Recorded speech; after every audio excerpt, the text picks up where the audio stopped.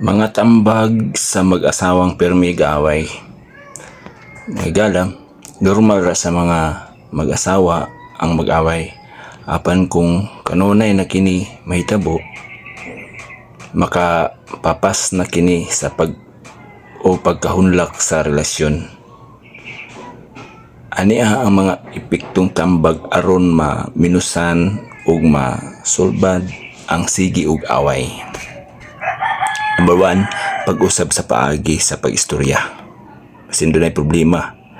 Gamita ang statement nga imbis mo ingon ug sige ka lang ug katapulan, di ba? Kan usahay mo ingon imong bana o asawa nga tapulanan nimo Then mutubag din kag sige ka lang tapulan, di ba? Isulti na lang ka nimo nga gikapoy ko kay ako ra usa ang naglimpyo ana, di ba? Paminaw aron makasabot.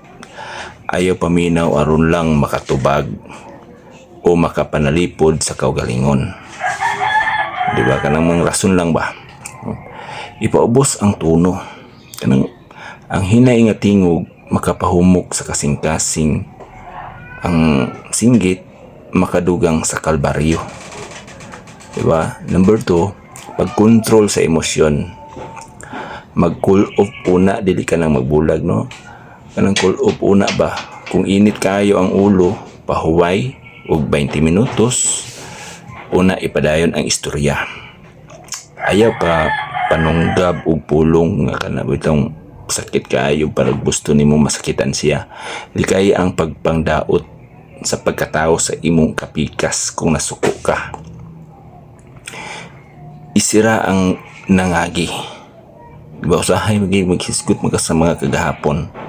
Focus lang sa rason sa away karon. Ayaw na pagkaluta ang mga karaan nga sayop. Kay mao man ay makapadago sa away. Kanabang imuha pang hisgutan ang mga sayop nga itong mga nangaging mga kapanahonan. Dapat mo-focus ka sa rason sa inyong pag-away. Diba? Number 3, pangitaa ang gamot sa problema. Sa problema gid ani unsay sinugdanan, kung kwarta ba, paghimo og klaro nga budget og sabot sa paggasto, kung kakulang ba sa oras, pagahin og date night, bisan kausa lang sa usa ka semana nga kamo lang duha. Then pamilya sa pikas kanang sa imong ginikanan niya og imong ginikanan.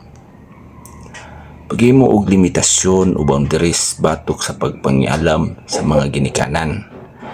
Diba? Kung imong ginikanan mangialam sa mga away ninyo, badlunga sila o siya pod, imong asawa pod urbana nimo, badlunga. Kailangan doon na sila boundaries kung asa sila taman. Ikaw pa, pag-usab sa panlantaw. Basin mo yung diferensya ang imong panglantaw. Kamo batok sa problema. Inumdumi nga kamo magkauban, dili kamo ang magkaaway. Dawata ang kasaypanan, sayendra ang pag-ingon o pasaylo ako, nasayop ko, di ba? Ang uban manggod kay bisag sayop la, barugan o makigbatok yun o panalipdan yun bisan sayop. Sayon na magkaya pag-ingon gud na sayop ko, pasaylo ako, di ba? Pag-focus sa maayong hiyas. Pabilhi ang mga positibong butang nga ginahimo sa imong kapikas. Mahapong daygon kung sa iyang mga maayong gibuhat. Diba? Ana lang na siya. Now, dili kay kung maayo ang iyang buhat, di ni mo daygon, pero kung masipyat, tua. Perting. Diba? Ana lang. So, mauna ang akong mga tambag kaninyo upat kabutang para sa mga mag-asawang pirming kaaway.